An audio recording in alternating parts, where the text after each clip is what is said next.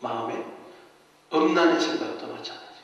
도적질하고 이웃의 것을 탐하는 마음, 도적질의 마음. 거짓 증거하는 마음. 거짓 증거는 뭡니까? 진리를 그냥 거짓 증거, 회방하는 마음. 이것이 악한 생각의 가지예요. 이런 것들이 사람들을 더럽게 하는 것이지 씻지 않는 소리를 먹는 것은 사람을 더럽게 하는 것이 아니라고 예수님은 단호하게 말씀합니다. 그러니까 율법을 지키는 바리새인 입장으로 보면 성경을 뒤집어 엎는 거야. 늘 정결하게 하고 예복 입고 그랬는데 주님은 그런 격식과 형식 따지지 않고 영적인 핵심을 얘기하는 거예요. 중심을 봐라. 그 씻지 않은 손으로 먹는 게 너희 영을 더럽히는 게 아니고 입에서 나오는 것이 마음에서 나오는 건데 그 마음의 것들이 바로 악한 생각이다. 악한 생각에 살인의 마음, 간음의 마음, 도둑질의 마음, 거짓 증거의 마음, 회방하는 마음, 그런 것들이 있다는 거예요. 회방하는 마음은 무질서한 거예요. 우리 성령의 사람, 믿음의 사람은요, 하나님의 말씀 앞에 질서 잡혀야 돼요. 믿음 안에서 질서 잡히고 순종으로 질서 잡히고, 이것이 하나님과 나와의 관계가 질서 잡히면 나머지 모든 것이 질서 잡혀요. 이 하나님과 나와의 영적 관계가 질서 잡히지 못하면 나머지 모든 것이 순종 안 되게 돼 있어요.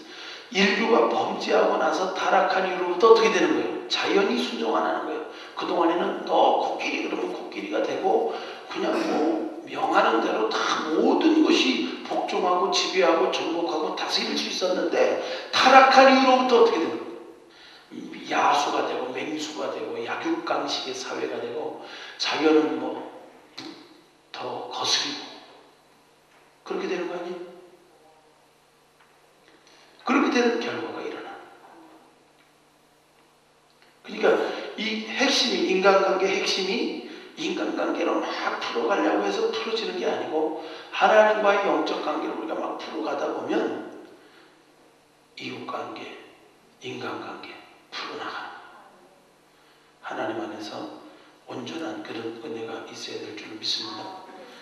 이 자긍하고 교만하고 회방하는 마음, 부모 고욕하며 감사하지 아니하며 거룩하지 아니하며. 부모 고욕하는 마음, 이거 간단한 마음이 아닙니다. 감사치 않고 거룩하지 아니하며, 계속 연장선상에 있는 거예요. 부모 고욕하는 삶의 스타일이 감사치도 아니하고 거룩지도 아니하고 무정하고 원통함도 풀지 않고 참소하고 절제하지 못하고 사나우며 선한 것 좋아하지 아니하며 배반하며 팔며 조급하며 자고하며. 여기 사이코패스 다 있네. 그죠?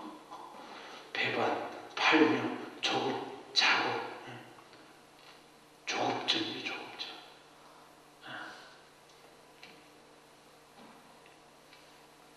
쾌락 사랑하기를, 육신 사랑, 자아 사랑하기를 하나님 사랑하는 것보다 더하는 거. 그러니까 나를 따라오려거든 자기를 부인하고 자기 십자가 지고 나를 쫓으라 그랬어요. 자기 부인하는 기본에 대해서 오늘날 그런 기본적인 진리를 전하지 않습니다. 자기 부인하면 힘드니까. 그건 너무 율법적으로 생각이 돼가지고 그냥 뭐 평강이다, 위로다, 축복이다, 이것만 얘기하는 거예요.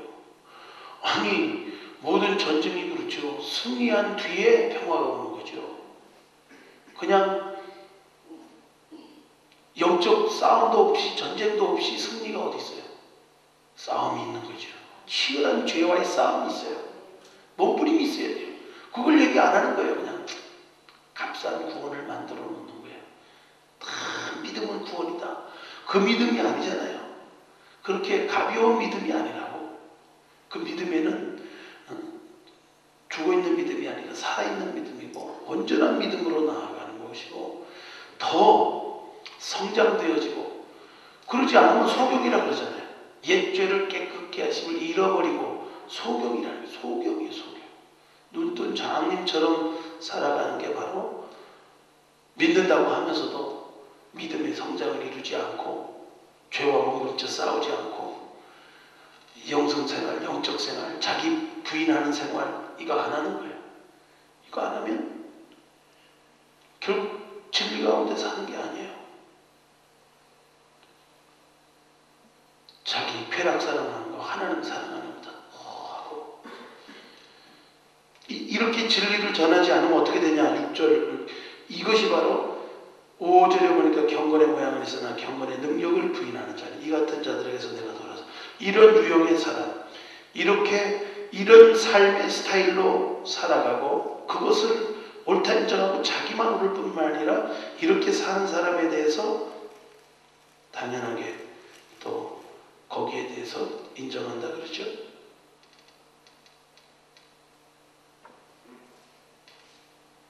그런 것에 대해서 자, 저희 중에 남의 집에 가만히 들어가 어리석은 여자를 유인하는 자들이 있으니 그 여자는 죄를 중히 지고 여러 가지 욕심에 끌림 받아요.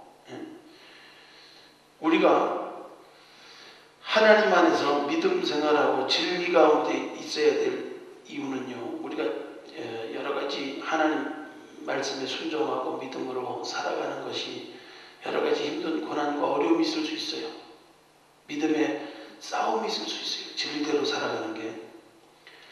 그런데 또 밖으로는 유인하는 자가 있대. 유인. 유혹하는 거예요. 욕심으로 욕심이 끌어서 비진리, 진리가 아닌 다른 것으로 유혹하는 거예요. 유혹해도 거기에 미혹이 되면 항상 배우나 진리의 지식에 이를 수 없대. 항상 배워. 성경 공부도 나오고 열심히 공부하는데 진리의 지식이 이룰 수 없어요.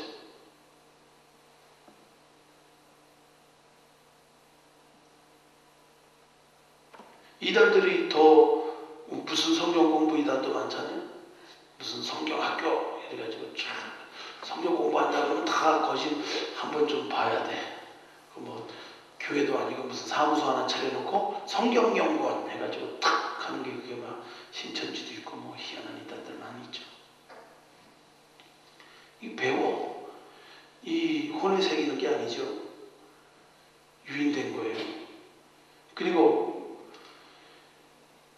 얀네와 얀브레가 모세를 대적한 것 같이 저희도 진리를 대적하는 특징은 자기가 순종하지 못하고 자기가 하나님 사랑하지 못한 것에 대해서 자기가 깨닫지 못하고 자기가 완고하고 자기가 불순종한 것에 대해서 깨닫지 못하는 것만이 끝나는 게 아니라 진리를 대적하게 되는 거예요.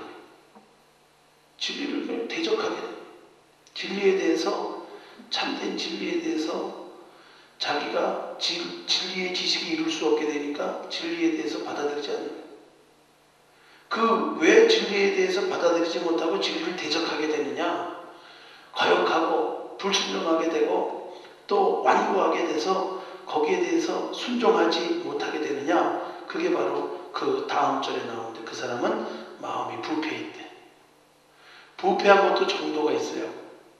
어느 정도 골마 터지면 짜내면 돼.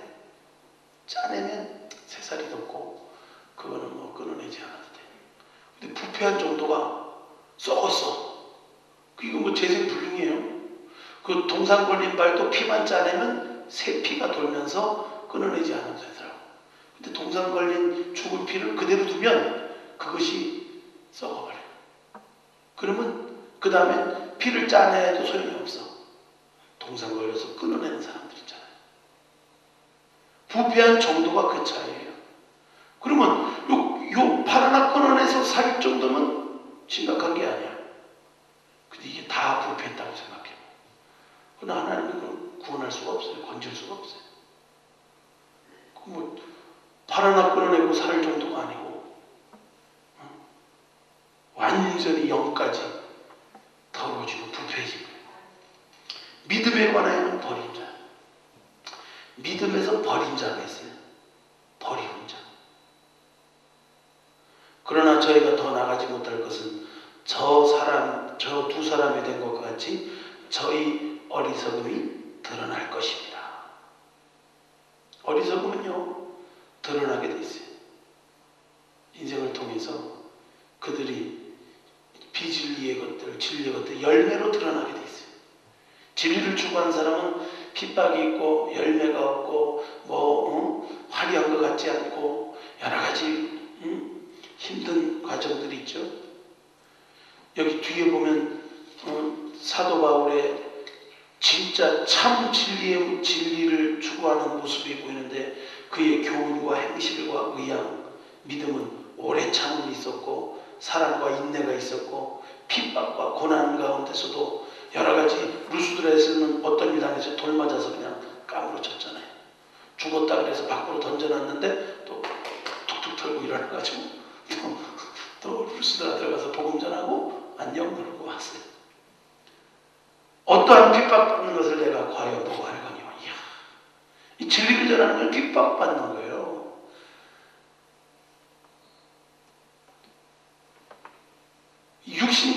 육신대로 살아가고 세상 사랑하고 돈 사랑하고 쾌락 사랑하고 자기 사랑하는 사람에게 하나님 사랑을 전하니까 어떻게 이해가 되겠어요? 핍박하는 거죠. 주께서 이 모든 것 가운데 나를 거치셨느니라. 그러니까 신앙의 사람은 오뚜기 사람이라요. 오뚜기 믿음의 사람. 그 약한 것 같은데 꽉 집어보면 끝날 것 같은데 그냥 희지부지 세월이 가면 없어질 것 같은데 계속 주님이 공급되는 믿음과 은혜가 있으니까 계속 위기 가운데 오뚜기처럼 부탁부탁 7번 넘어져도 8번 일어나고 막 그냥 계속 줄기차게 나갈 이게 참 믿음이기 때문에 진리를 붙드는 사람이에요. 물론 그리스도 예수 안에서 경건하게 살고자 하는 자는 핍박을 받으리라. 그러니까 그 경건하게 사는 자가 진리를 추구하는 사람이에요. 언행심사 가운데서 이렇게 위에 말세에 고통하는 때 유형에 육신으로 살아가는 사람들의 유형, 자금, 교만, 회방, 부모고역 감사치 않고 거룩지 않고 무정, 원통함 풀지 않고 참소하고 절제하지 못하고. 여러분 믿음의 사람들이 이렇게 살면 안 되죠. 하나님 안에서 우리가 풀어나가야 되고 이웃관계도 풀어나가야겠죠.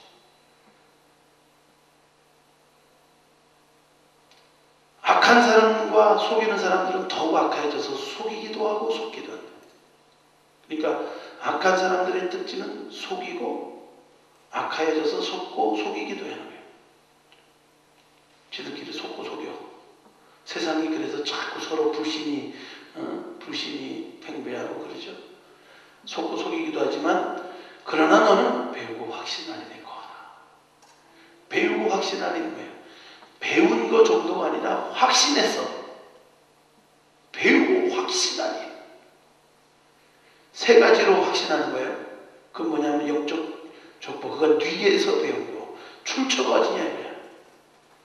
누구에게서 배우냐는 거예요. 그 출처가 바로 그 부모님의 조상의 그 외조모 유니게 로이스의 거짓없는 믿음이 그대로 디모데에게 내려온 거 아니에요?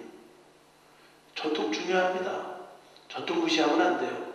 갑자기 팍 뜨는 거 없어요. 그 출처가 분명히 있어요. 영적 계보가 있어요. 영적인 계보와 흐름이 분명히 있어요. 누구에게서 배웠냐는 거예요. 거짓없는 믿음을 가진 사람에게서 배우면 거짓없는 믿음이 들어와요. 그래서 그 진리의 흐름이 그대로 나의 신앙의 흐름이 돼요. 내가 어려서부터 성경을 알았나니 어려서부터 성경이 중요해요. 여기 보면 사이코패스 그 신문 보면요 5살 때부터 그 증상이 나타난대. 뇌 이상이 5살 때부터를 어떻게 알고 그걸 막을 수 있냐 말이에요. 하나님은 물론 초자연적인 능력으로 우리의 이런 모든 정신질환, 정신병은 믿지 마세요.